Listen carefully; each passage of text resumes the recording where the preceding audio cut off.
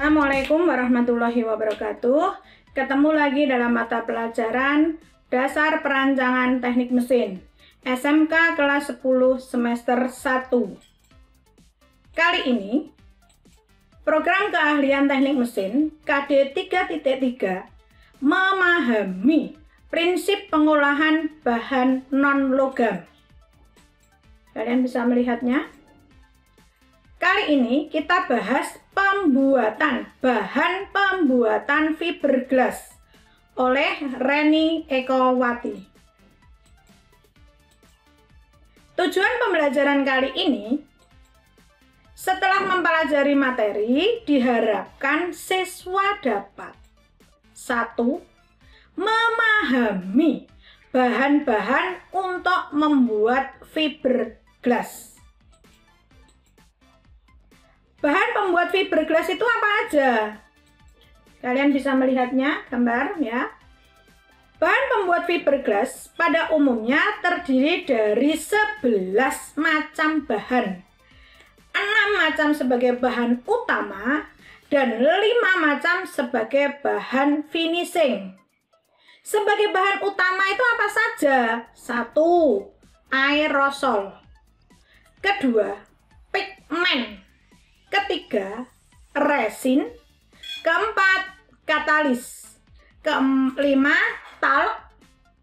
Keenam, mat. Sedangkan sebagai bahan finishing antara lain aseton, PVA, mirror, kobal, dan juga dempul. Kita lihat satu demi satu bahan itu apa saja, bagaimana bentuknya. Yang pertama, bahan utama tadi adalah aerosil. Sama nggih? Bahan ini berbentuk bubuk. Sangat halus seperti bedak bayi. Berwarna putih. Berfungsi sebagai perekat mat agar vibrasi nantinya menjadi kuat dan tidak mudah patah atau pecah. Itu aerosil. Yang kedua, resin. Resin itu apa? Kalian bisa melihat ya. Wadahnya biasanya semacam itu. Bahan ini berwujud cairan kental seperti lem.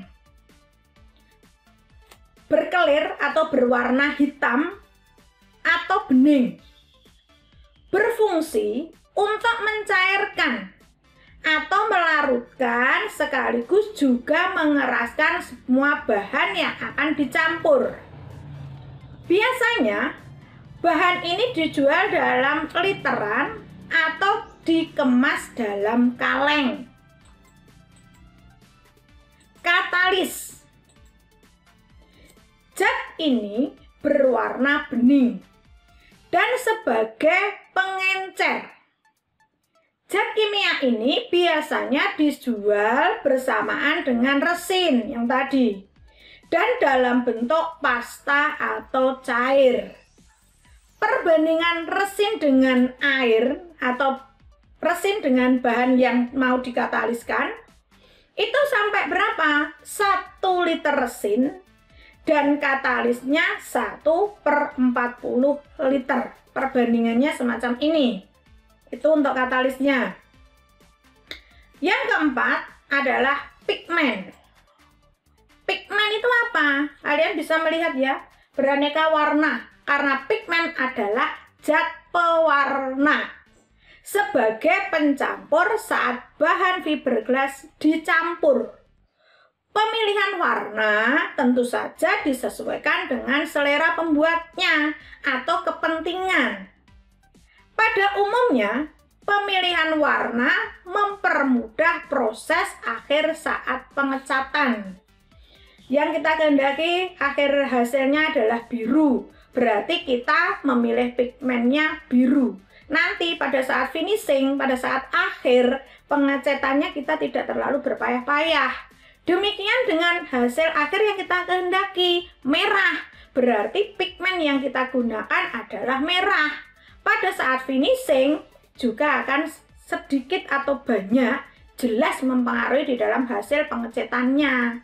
Itu yang ada di dalam pemilihan warna di dalam pigmen. Jadi silahkan disesuaikan dengan tujuan akhirnya, warna apa yang pengen dikehendaki. Itu ya. Kemudian mat. Mat itu apa? Fiber mat itu apa? Bahan ini berupa anyaman, mirip kain, tapi kasar ya, dan terdiri dari beberapa model. Dari model anyaman halus sampai dengan anyaman yang kasar atau besar. Ada yang kecil-kecil, ada yang jarang-jarang. Berfungsi sebagai pelapis campuran adonan dasar fiberglass. Sehingga sewaktu unsur kimia tersebut bersenyawa dan mengeras, maka mat berfungsi sebagai pengikat. Akibatnya, fiberglass menjadi kuat dan tidak getas. Talc. Talcnya apa? Sesuai dengan namanya, bahan ini berupa bubuk berwarna putih seperti sagu. Berfungsi sebagai campuran adonan fiberglass agar keras dan agak lentur, tidak mudah patah atau retak. Berikutnya, aseton. Bahan-bahannya ya, kalian bisa melihat biasanya dalam bentuk jeligenan kalau kita beli. Aseton biasanya di dalam lambang kimia CH3COCH3 itu gunanya untuk apa? Mempunyai warna bening. Fungsinya sebagai katalis, yaitu untuk mencairkan resin. Zat ini digunakan apabila adonan terlalu kental yang akan mengakibatkan pembentukan fiberglass menjadi sulit dan lama keringnya. Jadi aseton ini sebagai pengencer cairan kalau itu terlalu kental pembuatannya tadi. Kalau itu tidak terlalu kental, maka aseton juga tidak digunakan, tidak menjadi masalah. Ini cuma pelengkap saja, nggih. Kemudian kobal. Kobal 6% biasanya yang ditemui di pasaran bebas ya. Kalau kobal persenan tinggi, tentu saja kita mau membeli harus mempunyai izin-izin tersendiri karena ini adalah bahan kimia. Tetapi kalau cuma 6% biasanya di toko cat dan sebagainya ada, atau toko bangunan ada. Cairan kimia ini berwarna kebiru-biruan, berfungsi sebagai bahan aktif pencampur katalis agar cepat kering, terutama apabila kualitas katalisnya itu kurang baik atau terlalu encer.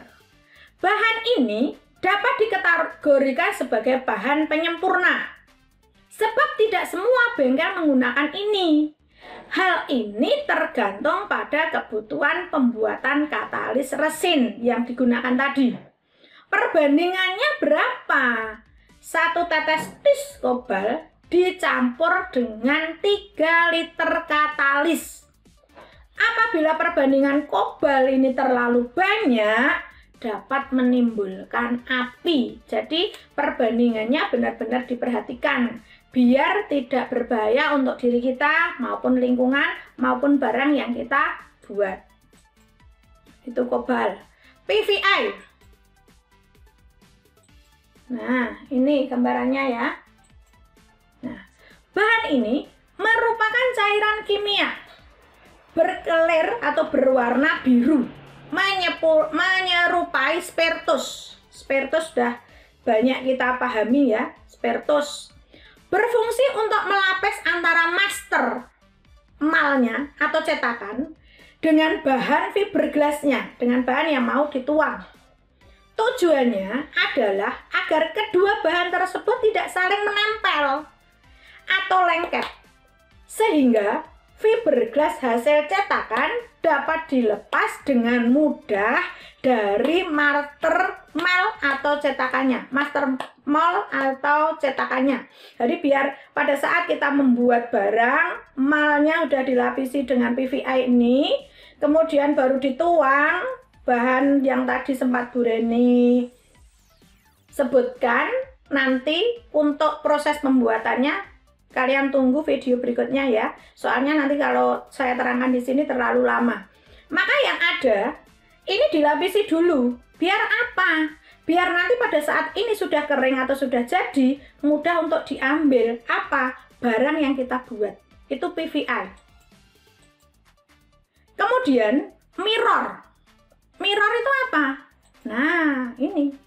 Sesuai namanya, manfaatnya hampir sama dengan PVI, yaitu menimbulkan efek licin. Bahan ini berwujud pasta dan mempunyai warna bermacam-macam. Ini bisa kalian gunakan juga. Dempol fiberglass. Kalian bisa melihat kalau kita sudah membuat barang, biasanya kan kita usik-usik, ada yang lubang-lubang, maka kita dempul. Setelah hasil cetakan terbentuk dan dilakukan pengamplasan tadi, permukaan yang tidak rata, pori-pori perlu dilakukan pendempulan. Tujuannya agar permukaan fiberglass hasil cetakan lebih halus dan juga rata, sehingga siap dilakukan pengerjaan lebih lanjut. Nah, ini ya. Kemudian, kesimpulan pertemuan kali ini apa? Bahan pembuat fiberglass pada umumnya mempunyai bahan terdiri dari 11 macam bahan, 6 bahan utama, dan 5 bahan finishing. Pertama apa aja? Erosin, pigmen, resin, katalis, tak, mat. Kemudian aseton, PVI, mirror, kobal, dan dempul itu cuma sebagai pemanis atau finishing pada akhir dari pembuatan fiberglass. Referensi yang Bu Reni gunakan adalah modul teknik dasar pengerjaan non-logam Kemendikbud 2013. Demikian pertemuan kali ini yang bisa Bu Reni sampaikan, semoga bisa menginspirasi kalian peserta didik seluruh Indonesia jika kalian pengen kalian lebih maju. Sampai jumpa di pertemuan berikutnya dalam pembuatan atau proses fiberglass. Kalian bisa temui di channel kami, Juni Eko Kuncoro, dan mohon maaf untuk kemajuan dari video yang kami tayangkan. Saya minta subscribe, like, dan juga komennya. Semoga bermanfaat bagi semuanya. Akhirus salam, wassalamualaikum warahmatullahi wabarakatuh.